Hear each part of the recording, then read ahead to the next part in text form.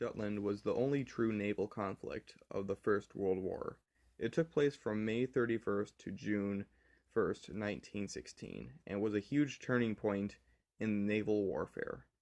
The Germans, under the command of Vice Admiral Franz Hipper, planned to use a fast scouting group of 5 modern battlecruisers to lure out the British battlecruiser squadrons commanded by Vice Admiral Sir David Beatty into the path of the main German fleet.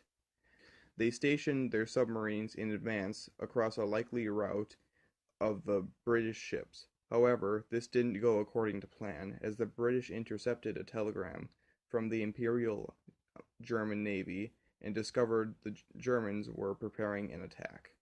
The Germans, unaware of the interception, continued to enact their plan.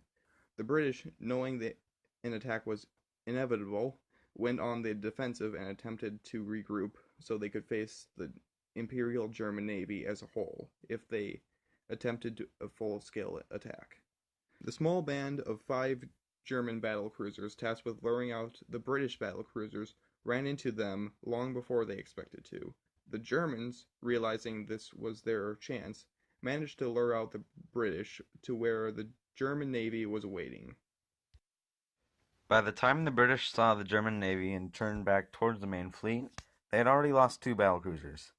The British baited the Germans toward their main fleet in hopes of overpowering the Germans and achieving victory.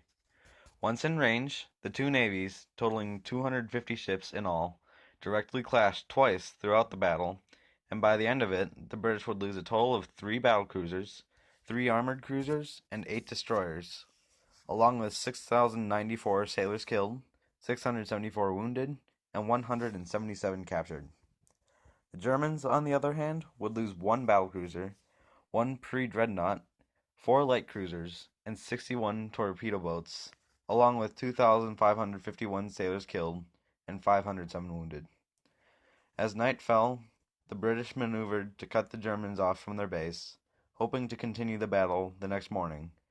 But under the cover of darkness, the Germans broke through the British light forces, forming the rearguard of the Grand Fleet, and returned to port.